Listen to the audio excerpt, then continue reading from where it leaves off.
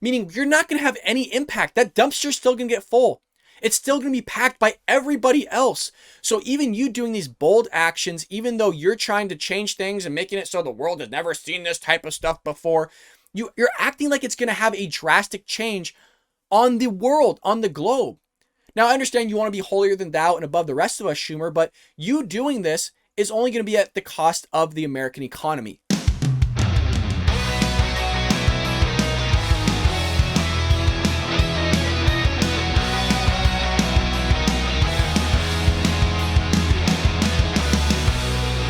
Welcome to the Bald Brad Show. Our story here is dealing with Chuck Schumer saying that the climate crisis is going to be worse than COVID. Now, this comes from our friends over at Fox News, and they title it, "Climate Crisis Will Be Worse Than COVID, Says Schumer." Now, Schumer says a lot of crazy things, very similar to Nancy Pelosi, AOC, Ilhan Omar, Rashida Tlaib, these Democrats, these leftists, and it makes you wonder how they keep getting elected when they say this crazy stuff. Now, I know they're Democrats, but that doesn't mean that you don't have another Democrat to not vote for that doesn't say crazy things like Nancy Pelosi. Couldn't you just vote for them? Somebody that's kind of has a little bit of normalcy in what they say and maybe a truth in their bones, because Schumer sure in hell doesn't.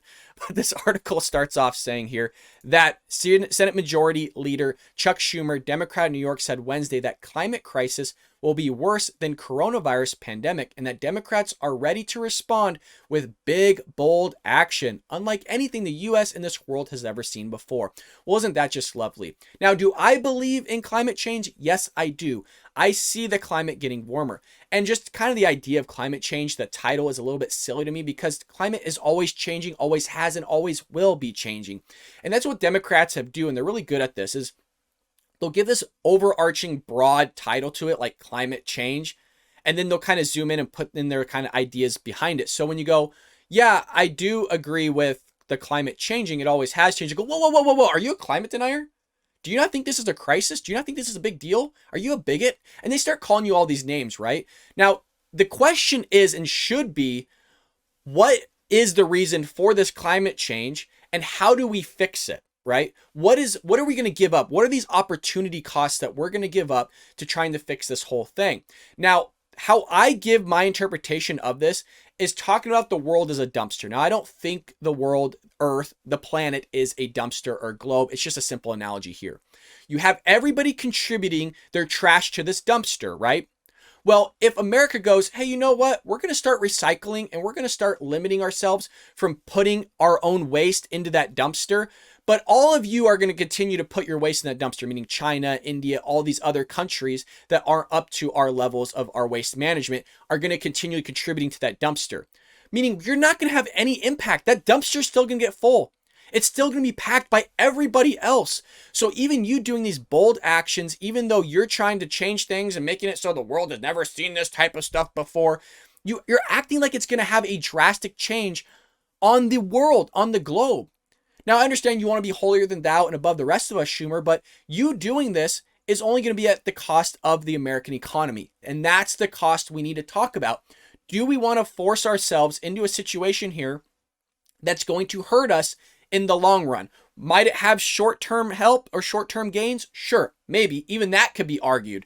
But what I'm saying is you're going to try and destroy our economy with the possibility of pushing in the Green New Deal stuff. I'm not saying that's what's going to be pushed in specifically, but you have those crazy ideas like AOC does about wanting to tear down every infrastructure, all the buildings, and put in all this green stuff and all this wacko crap that she wants to put in. This is the type of stuff they want to talk about because they're crazy left, folks. They're not normal Democrats. They are not. They're not like centrist Democrats. They are far left Democrats here. We're talking about Schumer, folks. So this is what worries me here. Again, the climate is changing. And we knew that they were going to push climate crisis. How did we know this? And check on CNN, folks. In the next year, if Chuck Schumer does push this, I guarantee you CNN is going to push this more than COVID at some point. How do I know that, and where's my evidence coming from? My evidence is coming from technical director Charlie Chester that was exposed by Project Veritas that said that once COVID is kind of dealt with, their next fear and propaganda that they're going to push is climate crisis, climate change. Quote, fear sells, according to him. And that's what they're going to push. So that's where I'm getting this idea from. And it's a little strange to me that we're on COVID right now, right? That fear was being pushed. That fear was selling by forcing everybody to close down, even though you had a 99% survival rate, which is through the roof. depending on your age, but we all have to be shut down. We all have to wear masks here. So I think this is going to be their next big push, and I think there's going to be drastic changes that the Democrats are going to try and push here, which is why we need to get into the voting booth in 2022. We need to take back the House. We need to take back the Senate as well, folks, or else you're going to see some big stuff being pushed in, and they're saying they're going to do it, and I don't think he's lying here. Maybe that's the only truth that he has in his entire body. During a press conference with House Speaker Nancy Pelosi, Democrat of New York, demanding climate action on Capitol Hill, Schumer said the country was at a pivotal moment to address climate change with Democrats now in power. We're like the least pollution producing nation out there in the world. When we left the climate change or the climate accord, the Paris Accord, whatever the hell you want to call it, that Trump got out of, we were still under everybody else. China continued to produce more than they had in previous years, but nobody's going to talk about that. The Democrats don't want to talk about it. The Democrats don't want to talk about everybody else that's polluting. You want to talk about us that's the least amount of polluting in the world here. Unbelievable. At least one of the least. I shouldn't say that we're the least, but we're one of the least. This is a unique opportunity, he said. We are surrounded by evidence of climate crisis. The fires are out west, the heat waves, the floods, everywhere you look. Because of global warming, things are getting worse and worse. And I tell my constituents in New York, COVID was horrible, but if we do nothing on climate, starting within a few short years from now, each year will get worse than COVID, and each year will be worse than the previous year.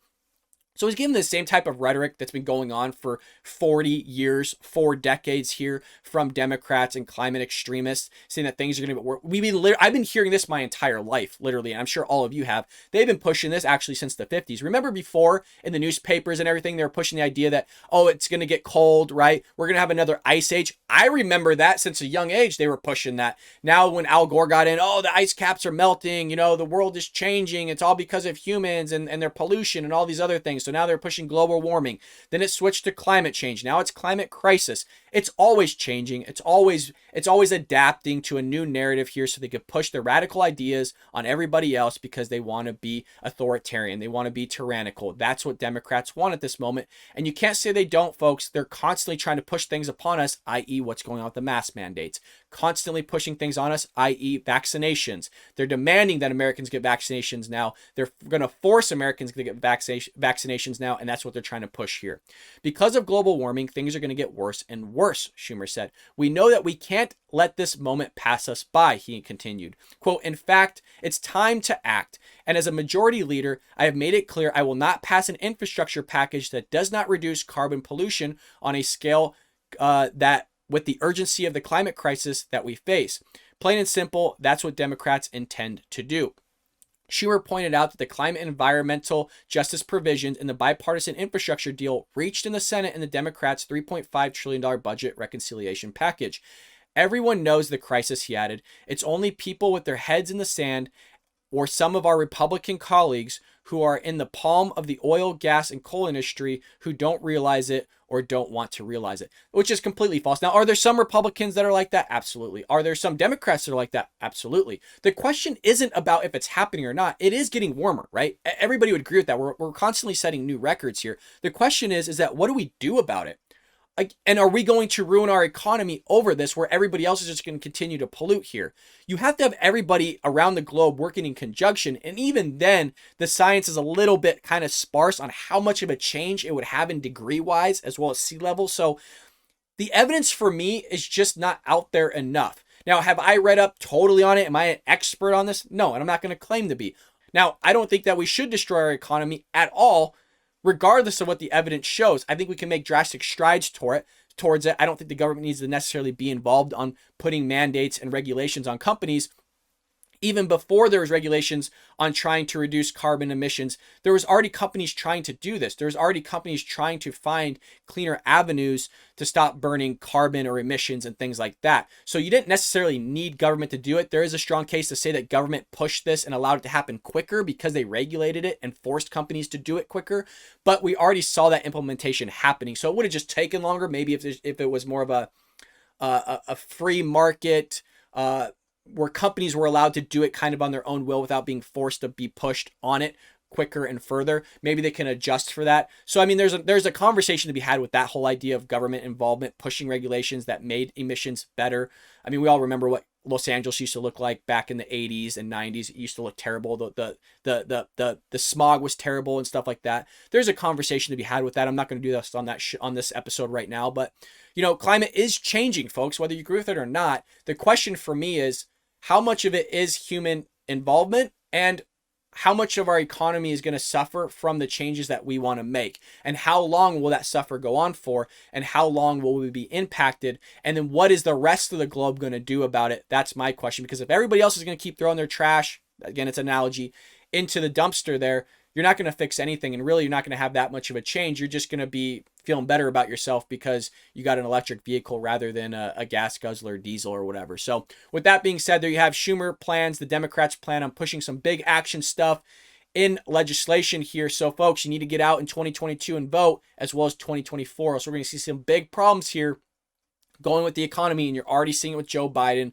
You're already seeing it at the gas pump. You're already seeing it at the grocery store. You're already seeing it with inflation. You're already seeing it going to be on your taxes soon if this stuff keeps getting pushed, like the $3.5 trillion package here. You're going to see it with China advancing and doing things they shouldn't be doing, like cybersecurity attacks on us. All sorts of stuff is happening, folks. You're going to see it with illegal immigration. You're probably going to see an amnesty thing try to get pushed here. There's already talk about it happening. So you're going to see a lot of stuff going. If you're sitting at home, if you're bedridden, try to find a way to get out there and vote some way, shape, or form. Get that thing mailed in so you can get that mailed out so that we can get Republicans back in office and we can stop stuff like this from happening here. I want to live in clean air. I want to live in a nice environment, but we need to be bipartisan about this and work together on it and actually think with our heads rather than our feelings on how we can fix the problem, or at least help the problem be resolved without having mass detrimental problems going into our economy or economics here. With that being said, folks, thank you so much for watching this episode. Make sure you like and subscribe to the Bald Brad Show. Check out our Patreon page if you want to support the show in a monetary value terms other than liking and subscribing.